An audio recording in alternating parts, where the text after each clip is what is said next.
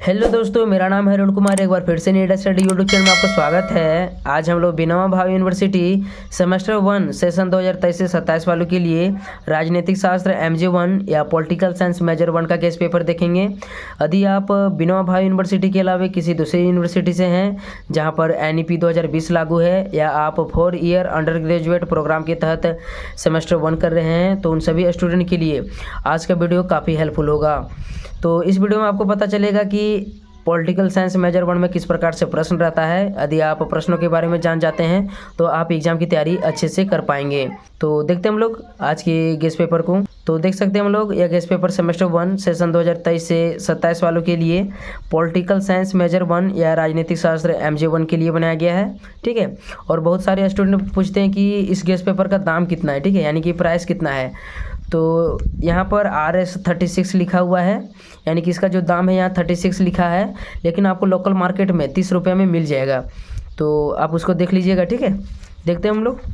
तो हमारे यहाँ कोर्स ऑफ स्टडी दिया हुआ है, यानी political science first semester major 1 में आपको क्या क्या पढ़ना है यहाँ दिया हुआ है, जिसमें मतलब इंडियन कॉन्स्टिट्यूशन से आपका प्रश्न रहेगा यहाँ दिया हुआ है। ठीक है, आप चाहें तो इसे पढ़ सकते हैं। आज की वीडियो में हम लोग देखेंगे कि पॉलिटिकल साइंस मेजर 1 में किस प्रकार से प्रश्न रहता है। तो देखते हैं हम लोग पहला प्रश्न को।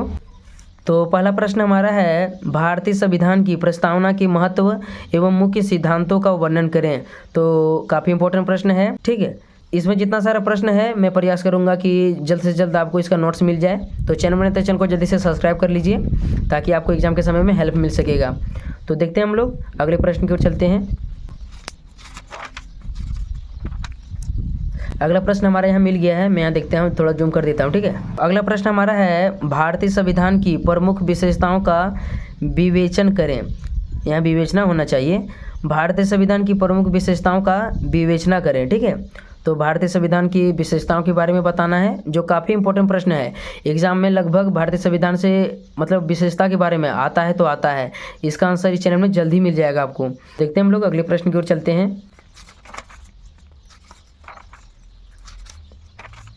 अगला प्रश्न हमारा है, तो अगला प्रश्न है, मौलिक अधिकारों से आप क्या समझते हैं? भारतीय संविधान में मौलिक अधिकारों का वर्णन करें।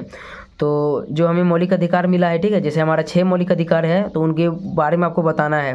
जैसे स्वतंत्रता का अधिकार हो गया, समानता का अधिकार, शिक्षा का अधिकार, तो उसी के बारे में बताना है, जो 6 अधिकार हमारा है। ठीक है, इसको नोट कर लीजिए। मौलिक अधिकारों के बारे में आपको बताना है।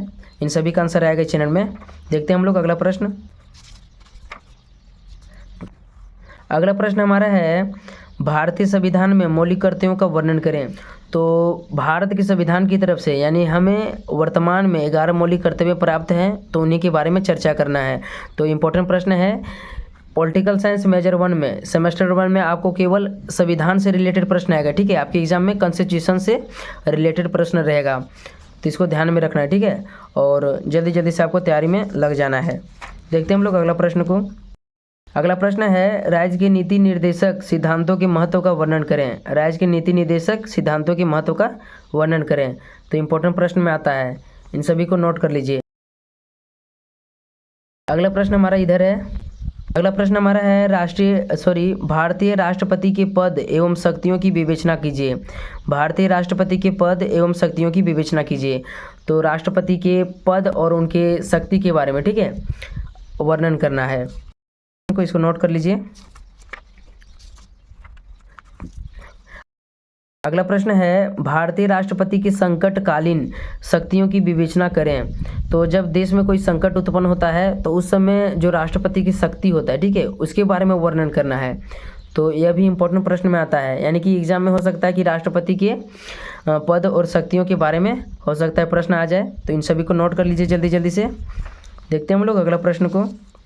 अगला प्रश्न हमारा है, भारत का प्रधानमंत्री की शक्तियों एवं कार्यों का वर्णन करें। तो यहाँ होना चाहिए था, भारत के प्रधानमंत्री की शक्तियों एवं कार्यों का वर्णन करें। तो इसको नोट कर लीजिए, भारत के प्रधानमंत्री की शक्तियों एवं कार्यों का वर्णन करना है। इम्पोर्टेंट प्रश्न है, यानी कि एग्जाम में राष्ट्रपति के शक्तियों या प्रधानमंत्री की शक्तियों से रिलेटेड एक प्रश्न रहेगा। इन सभी को नोट कर लीजिए। देखते हैं हम लोग अगला प्रश्न को। अगला प्रश्न हमारा है, इधर जूम कर लेते हैं थोड़ा सा। अगला प्रश्न है, लोकसभा अध्यक्ष का स्थान, अधिकार एवं कार्यों का वर्णन करें। लोकसभा अध्यक्ष का स्थान, अधिकार एवं कार्यों का वर्णन करें। तो इन सभी प्रश्नों को आप जल्दी जल्दी से देख लीजिए, ठीक है, और एक जगह नोट करके रख लीजिए, ताकि एग्ज़ाम के समय में आपको मतलब ज़्यादा इधर उधर प्रश्नों को ढूंढना ना पड़े। देखते हैं अगला प्रश्न हम लोग। अगला प्रश्न हमारा है, राज्यसभा के गठन, कार्य एवं उपयोगिता का वर्णन करें। राज्यसभा के गठन, कार्य एवं उपयोगिता का वर्णन करें। अगला प्रश्न है, राज्य सरकार में राज्यपाल की भूमिका का आलोचनात्मक परीक्षण कीजिए। राज्य सरकार में राज्यपाल की भूमिका का आलोचनात्मक परीक्षण कीजिए। तो राज्य सरकार में राज्यपाल की क्या भूमिका होता है, उसके बारे में, उसकी आलोचना के बारे में बताना है, ठीक। देखते हैं अगला प्रश्न हम लोग। अगला प्रश्न हमारा है, राज्य में मुख्यमंत्री की भूमिका का मूल्यांकन करें। राज्य में मुख्यमंत्री की भूमिका का मूल्यांकन करें, यानी जो एक मुख्यमंत्री होता है वे राज्य में कौन कौन सी अपनी भूमिका निभाता है, उसके बारे में आपको बताना है। देखते हैं अगला प्रश्न हमारा है, भारत के सर्वोच्च न्यायालय के गठन एवं क्षेत्राधिकार की समीक्षा करें। भारत के सर्वोच्च न्यायालय के गठन एवं क्षेत्राधिकार की समीक्षा करें। तो सर्वोच्च न्यायालय के बारे में बताना है आपको, यानी कि सुप्रीम कोर्ट के बारे में बताना है आपको, ठीक। इन सभी को नोट कर लीजिए। देखते हैं अगला प्रश्न हम लोग। अगला प्रश्न हमारा है, न्यायिक सक्रियतावाद से आप क्या समझते हैं। न्यायिक सक्रियतावाद में सर्वोच्च न्यायालय की भूमिका का वर्णन करें। तो इम्पोर्टेंट प्रश्न में आता है, कोई प्रश्न आप तैयार करें या ना करें, भारत के संविधान की विशेषता और न्यायिक सक्रियता से आप क्या समझते हैं, या न्यायिक सक्रियतावाद से आप क्या समझते हैं, इन दोनों प्रश्नों को आपको तैयार कर लेना है, ठीक है। इम्पोर्टेंट प्रश्न में आता है। देखते हैं हम लोग अगला प्रश्न को। तो यही हमारा आखिरी प्रश्न था। इसके बाद हमारा यहाँ ऑब्जेक्टिव प्रश्न दिया है, यानी वस्तुनिष्ठ प्रश्न दिया है। तो इसमें जितना सारा वस्तुनिष्ठ प्रश्न है उसके लिए भी एक अलग से वीडियो आएगा। तो वीडियो अच्छा लगा तो एक प्यारा सा लाइक कर दीजिए, और चैनल में तो चैनल को जल्दी से सब्सक्राइब कर दीजिए। बाकी अन्य सभी का गेस्ट पेपर इस चैनल में जल्दी ही अपलोड हो जाएगा। व्हाट्सअप और टेलीग्राम का लिंक आपको डिस्क्रिप्शन में मिल जाएगा, वहाँ से जाकर आप ग्रुप में जुड़ जाइए, यहीं आपको सारा PDF मिलेगा।